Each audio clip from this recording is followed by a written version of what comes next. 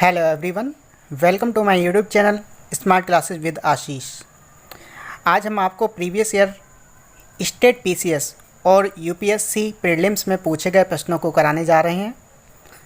आज का टॉपिक है मॉडर्न हिस्ट्री से और उसका पहला चैप्टर है यूरोपियन का भारत आगमन, the advent of Europeans in India. तो शुरू करते हैं आज के पहले क्वेश्चन से। इंटरलोपर्स कौन थे? Who were interlopers? ऑप्शंस हैं ईस्ट इंडिया के असंतुष्ट कर्मचारी, चीन के साथ व्यापार करने वाले लोग, एशिया में मुक्त व्यापार करने वाले अंग्रेज व्यापारी, अनाधिकृत व्यापारियों के रूप में समुद्र के लुटेरे। तो सही आंसर इसका है अनाधिकृत व्यापारियों के रूप में समुद्र के लुटेरे। ये जो समुद्री लुटेरे थे इनको बोला जाता था इंटरलोपर्स। मूव करते हैं अगले क्वेश्चन की तरफ।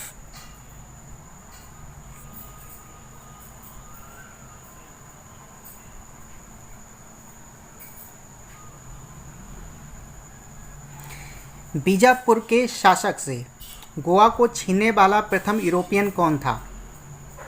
Who was the first European to snatch Goa from the ruler of Bijapur? Options हैं Albuquerque, Austin, Almeida, Vasco da Gama. तो इसका आंसर होगा अल्बुकर्क। अल्बुकर्क को रियल फाउंडर कहा जाता है पुर्तगीज़ पावर का। इसके अलावा इन्होंने गोवा पर जो विजय प्राप्त की थी वो 1510 में प्राप्त की थी, 1510 ईस्वी में। उस समय गोवा जो था वो बीजापुर के जो सुल्तान थे जिनका नाम था इस्माइल आदिल शाह, उनके साथ युद्ध में गोवा को जीता था। तो आपको याद रखना है कि उस समय बीजापुर के शासक कौन थे। तो उनका नाम था इस्माइल आदिल शाह। इसके अलावा अल्बुकर्क का नाम आता है सती प्रथा पर बैन लगाया था इन्होंने। बात करें अल्मीडा की तो अल्मीडा 1505 में भारत आए थे वास्को डी गामा के बाद, और पहले पुर्तगाली गवर्नर भारत में बने थे। तो आपको याद रखना है कि पहले पुर्तगाली गवर्नर कौन थे। तो वो थे फ्रांसिस डे अल्मीडा, पूरा नाम है। और एक पॉलिसी इन्होंने चलाई थी जिसका नाम था ब्लू वाटर पॉलिसी। तो ये आपको याद रखना है ब्लू वाटर पॉलिसी से कौन संबंधित हैं। तो ये हैं अल्मीडा। ब्लू वाटर पॉलिसी जो है वो नेवल पावर से रिलेटेड है।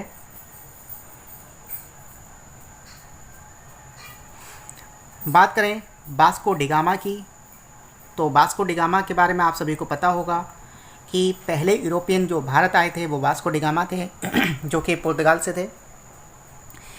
ये जिस शिप से आए थे उस शिप का नाम पूछा जाता है। तो उस शिप का नाम है साओ गैब्रियल। साओ गैब्रियल इनके शिप का नाम था।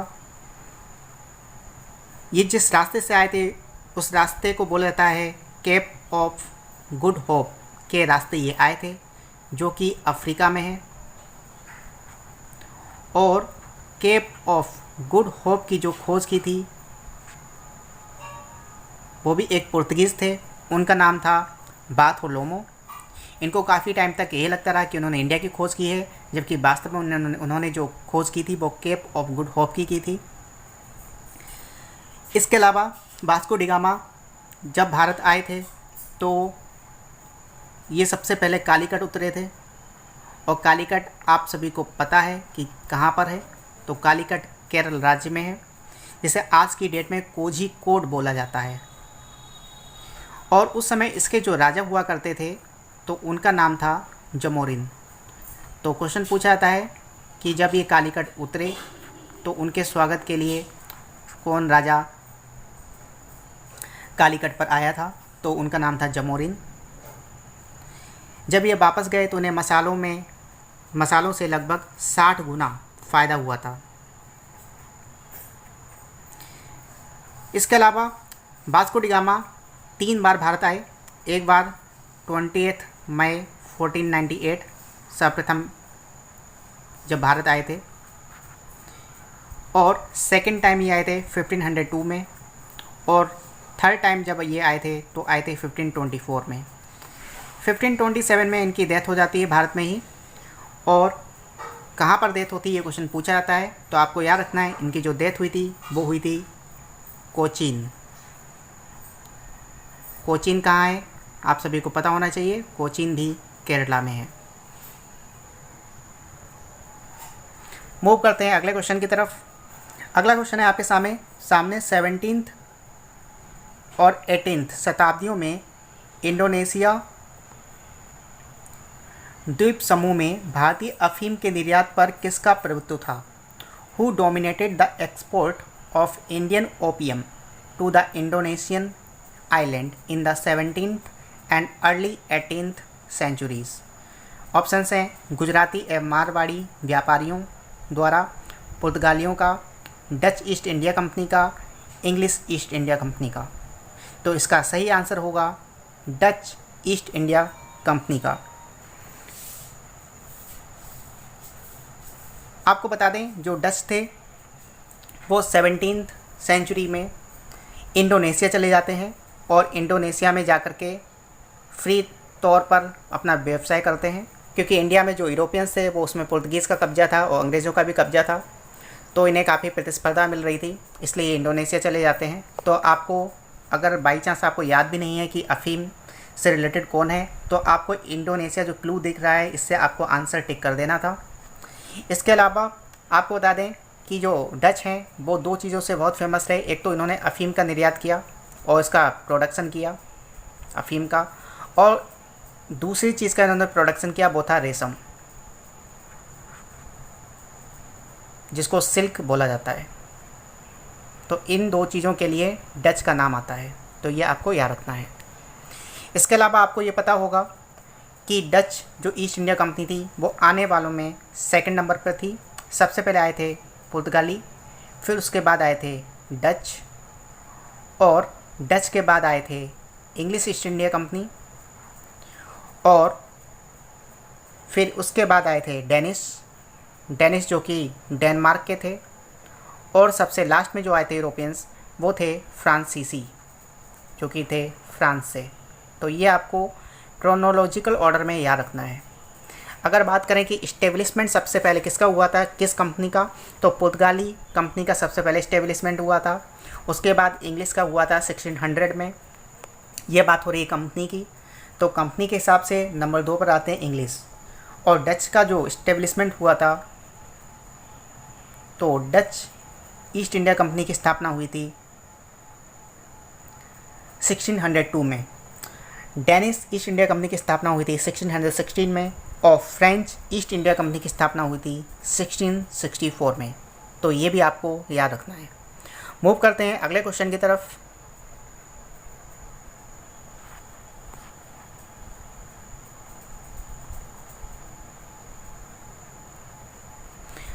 अगला क्वेश्चन है आपका ईस्ट इंडिया कंपनी का कौन सा बंदरगाह यानी कि डॉकयार्ड काली मिर्च निर्यात के लिए प्रसिद्ध था? विच port of the east India company was famous for the export of black pepper? तो ऑप्शंस हैं भड़ौच, मछलीपट्टनम, कालीकट, सूरत। तो आपका आंसर है कालीकट। याद करना बहुत आसान है, इसमें आपको दिख रहा है काली और मिर्च भी है काली, तो आराम से आप इसको रिलेट कर सकते हैं, और इस तरह से आप याद करेंगे तो आप कभी भूलेंगे नहीं। मूव करते हैं अगले क्वेश्चन की तरफ।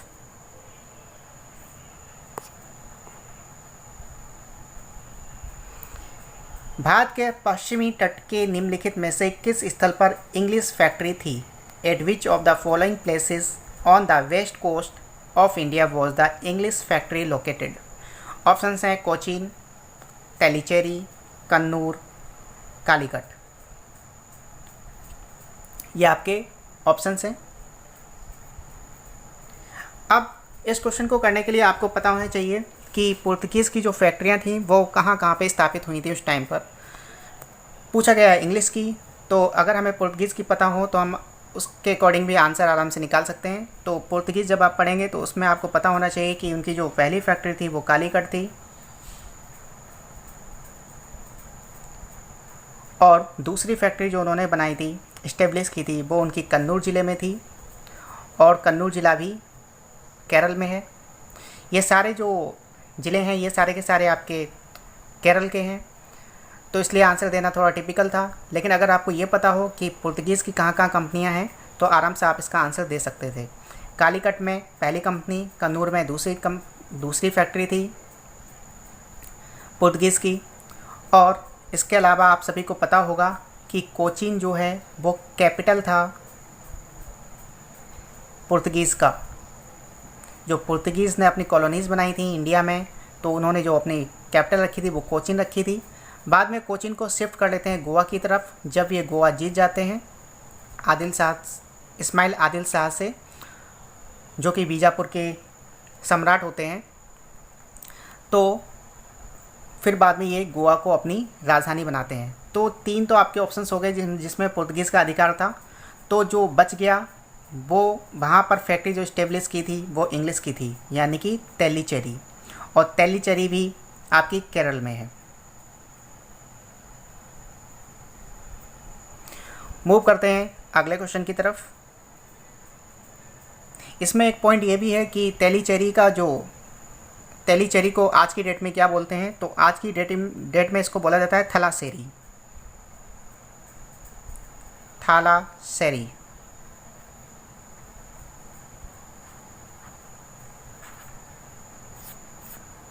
मूव करते हैं अगले क्वेश्चन की तरफ।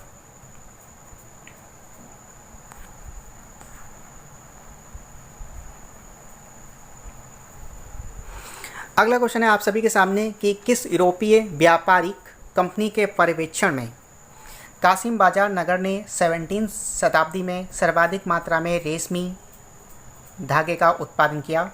Under the supervision of which European trading company the city of Kasim Bazar produced the largest quantity of silk yarn in the 17th century.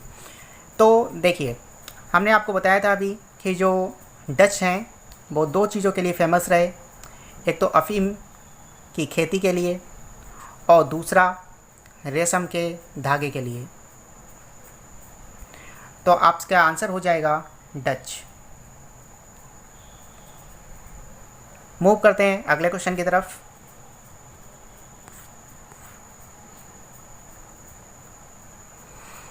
Bharat आने वाले प्रथम जो अंग्रेजी जहाज है उसका क्या नाम था? तो भारत आने वाला जो प्रथम अंग्रेजी जहाज था उसका नाम था रेड ड्रैगन। हेक्टर से आए थे आपके जो विलियम हॉकिंस हैं, विलियम हॉकिंस हेक्टर शिप से आए थे जहांगीर के काल में, और साउ गैब्रियल से आए थे, आप सभी को अभी बताया था, साउ गैब्रियल जो शिप था उससे आए थे वास्को डी गामा।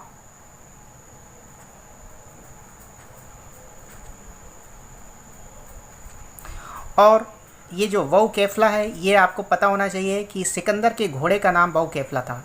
सिकंदर के घोड़े का नाम वाउ केफला था।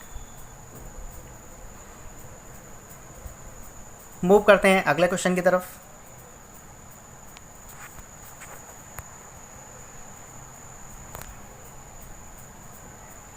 निम्नलिखित में से किसने भारत में अंग्रेजों का सर्वाधिक विरोध किया था? यह क्वेश्चन आपका पूछा गया यूपीपीसीएस 1993 में। ऑप्शंस हैं मराठा, मुगल, राजपूत या सिख। तो जब आप मॉडर्न हिस्ट्री पढ़ेंगे तो उसमें आप देखेंगे कि मुगलों का जो साम्राज्य है वो थोड़ा कमज़ोर पड़ गया था अंग्रेज़ों के आने के टाइम पर, और उसका फ़ायदा उठाना चाहते थे मराठा, और मराठा चाहते थे कि पूरे देश पर उनका एकाधिकार हो। लेकिन जब अंग्रेज धीरे धीरे मजबूत होने लगे तो उनको रोकने का प्रयास किया था सबसे पहले मराठा लोगों ने। तो इसका आंसर हो जाएगा मराठा। मूव करते हैं अगले क्वेश्चन की तरफ।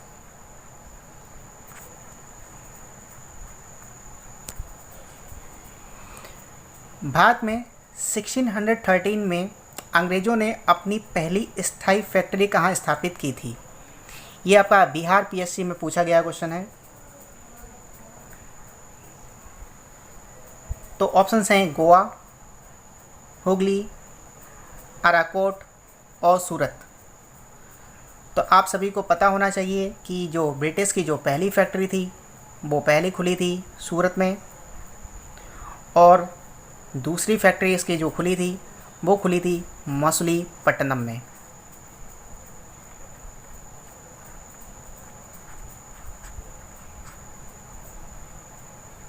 इसी को ही बोला जाता है मछलीपट्टनम।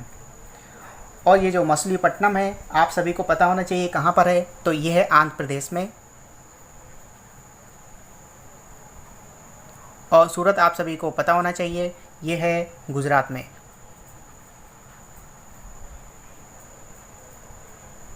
तो इसका सही आंसर होगा सूरत।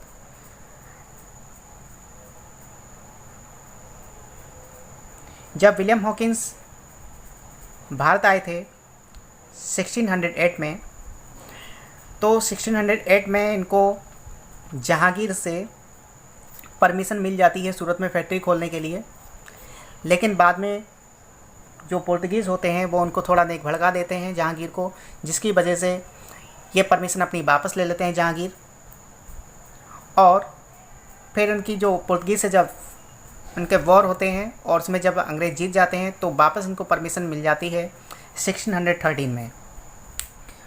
इसमें आपको एक पॉइंट और याद रखना है कि जो विलियम हॉकिंस हैं ये जब बात करते हैं तो जहांगीर से फ़ारसी भाषा में बात करते हैं, क्योंकि इनको फ़ारसी का काफ़ी अच्छा ज्ञान होता है।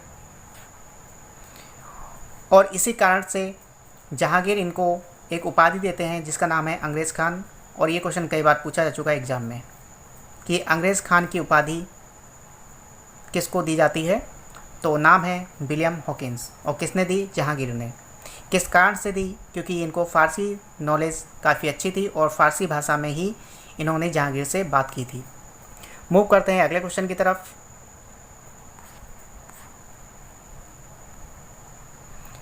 डचों ने अपनी प्रथम व्यापारिक कोठी कहाँ स्थापित की थी? ये क्वेश्चन पूछा गया है बिहार पीएससी 1994 में। क्वेश्चन जरूरी नहीं कि आपका एक ही बार पूछा गया है, ये क्वेश्चन कई बार पूछे जा चुके हैं एग्जाम्स में। आपके एसएससी सीजीएल में भी ये क्वेश्चन पूछा जा चुका है। ऑप्शन हैं मछलीपट्टनम, अहमदाबाद, सूरत, बम्बई। तो इसका आंसर होगा मछलीपट्टनम। डचों की पहली जो फैक्ट्री बनी थी वो मछलीपट्टनम में बनी थी, और जो सेकंड फैक्ट्री थी डच लोगों की वो थी पुलिकट। मछलीपट्टनम है आंध्र प्रदेश में और पुलिकट है तमिलनाडु। आपको याद रखना है कि पुलिकट कहाँ पर है? तमिलनाडु में है। तो आंसर हो जाएगा मछलीपट्टनम। मूव करते हैं अगले क्वेश्चन की तरफ। मुगल भारत में अंग्रेजी व्यापार की सबसे प्रमुख वस्तु क्या थी? क्वेश्चन पूछा गया था यूपीपीसीएस में। ऑप्शन हैं सूती वस्त्र, नील, अफीम या चाय। तो इसका आंसर हो जाएगा सूती वस्त्र।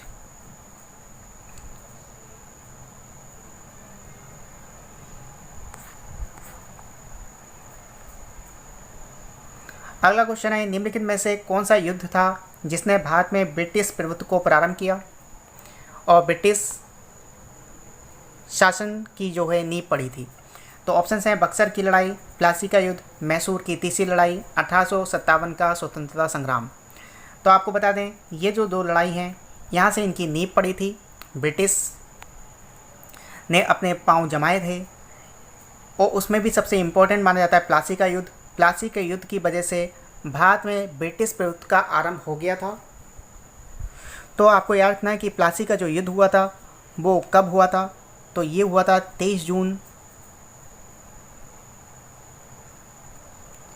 1757 में। पहला पॉइंट तो ये बनता है। दूसरा पॉइंट ये है कि प्लासी है कहाँ? तो प्लासी है बंगाल में। प्लासी का युद्ध किन लोगों के बीच लड़ा गया? तो रॉबर्ट क्लाइव अंग्रेज़ों की तरफ से थे और बंगाल के नवाब उस समय थे सिराजुद्दौला। तो सिराजुद्दौला और रॉबर्ट क्लाइव के बीच प्लासी का युद्ध लड़ा गया था। इनके हारने का कारण था सिराजुद्दौला का कि इनके जो सेनापति होते हैं मीर जाफ़र, इनको धोखा देते हैं और अंग्रेज़ों का साथ देते हैं। तो ये भी आपको याद रखना है कि इनको धोखा किससे मिलता है, तो वो है मीर जाफ़र। और एक क्वेश्चन आपको और याद रखना है कि बंगाल के अंतिम स्वतंत्र नवाब कौन थे, तो उसमें भी सिराजुद्दौला, क्योंकि उसके बाद जो नवाब बनेंगे वो अंग्रेज़ों की कठपुतली होते हैं। इसके अलावा एक और इसमें पॉइंट्स जुड़ा हुआ है कि एक घटना होती है ब्लैक होल की, और क्वेश्चन पूछा जाता है कि ब्लैक होल की जो घटना है वो किससे संबंधित है।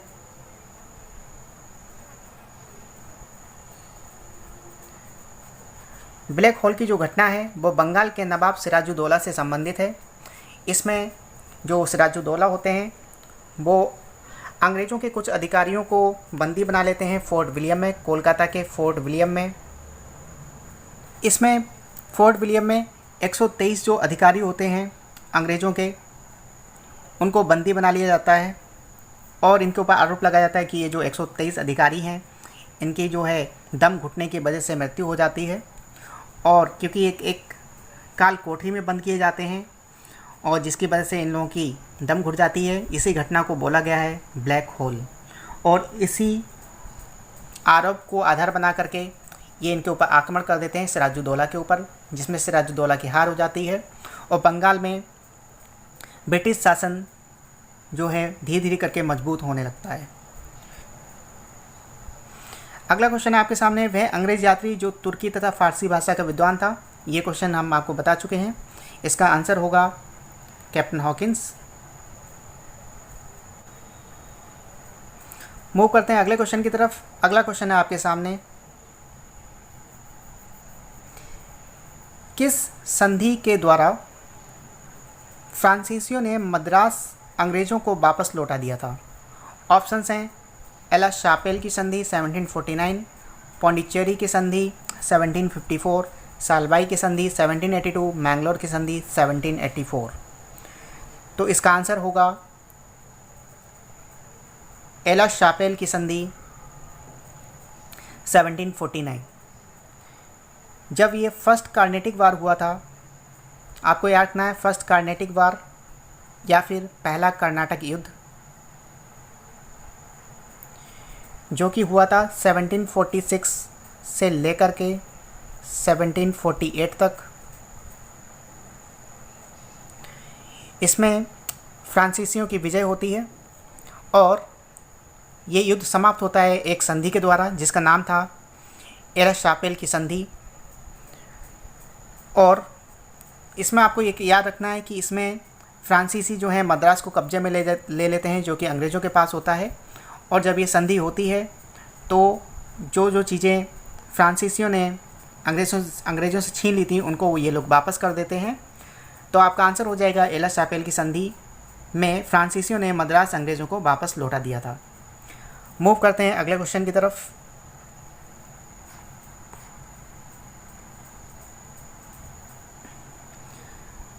अपने क्षेत्र में किस पुर्तगाली गवर्नर ने सती प्रथा को प्रतिबंधित कर दिया था। तो ऑप्शंस हैं Francisco de Almeida, Alfonso de Albuquerque, Nino D कूना, कैस्ट्रो। तो आपका आंसर हो जाएगा अल्फोंसो डी अल्बुकर्क। बाद में सती प्रथा से रिलेटेड और भी लोग जुड़ते हैं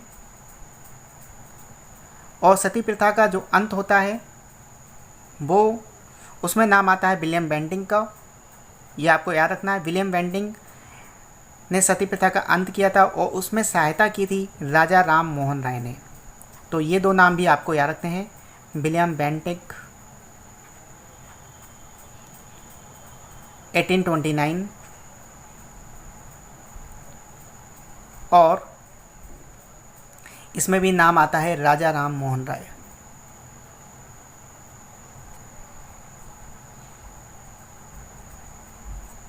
मूव करते हैं अगले क्वेश्चन की तरफ।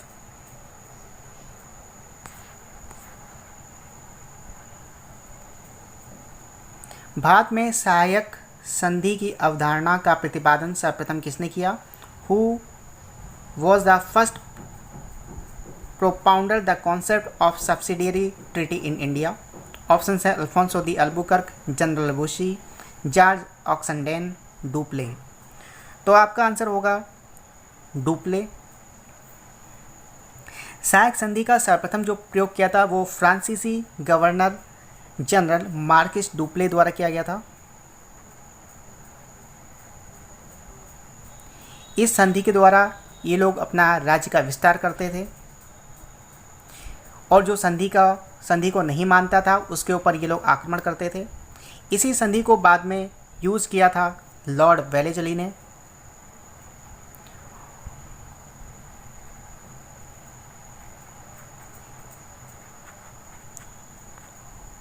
और इसी संधि की सहायता से ये अपने राज्य को विस्तार करने में काफ़ी हद तक सफल रहे।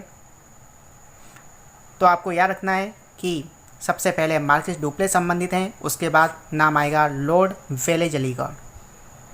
मूव करते हैं अगले क्वेश्चन की तरफ।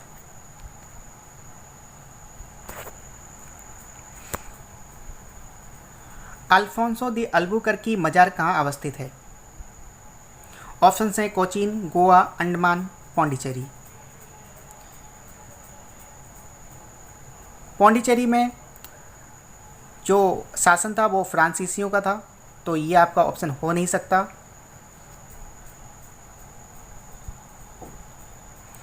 अंडमान में जो प्रभुत्व था वो अंग्रेज़ों का था, तो ये भी आपका आंसर हो नहीं सकता। तो आपके कोचीन और गोवा में से दो ऑप्शन हो सकते हैं। क्योंकि अल्बुकर्क ने गोवा पर विजय प्राप्त की थी, तो इनकी मजार भी कहाँ पर है? गोवा में है। तो आपका आंसर हो जाएगा गोवा। मूव करते हैं अगले क्वेश्चन की तरफ।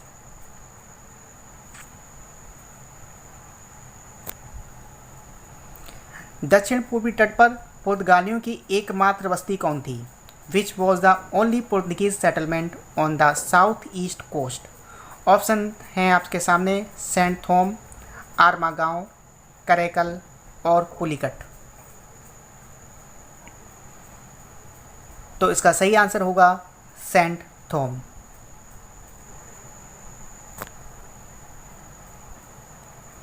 पुर्तगालियों ने गोवा पर अधिकार कब किया था? ऑप्शन हैं 1500, 1508, 1510, 1512। तो आपका सही आंसर होगा 1510। इसमें बीजापुर के जो आदिल शाह होते हैं, इस्माइल आदिल शाह, उनसे गोवा को जीत लिया जाता है।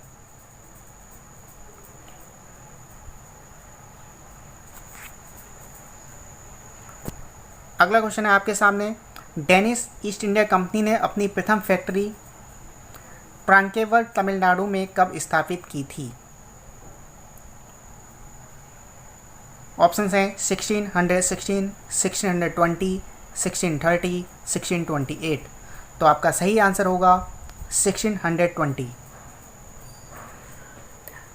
डेनिश की पहली फैक्ट्री ट्रांकेवर में थी जो कि तमिलनाडु में है, और दूसरी फैक्ट्री इनकी थी श्री रामपुर में, और श्री रामपुर है आपका बंगाल।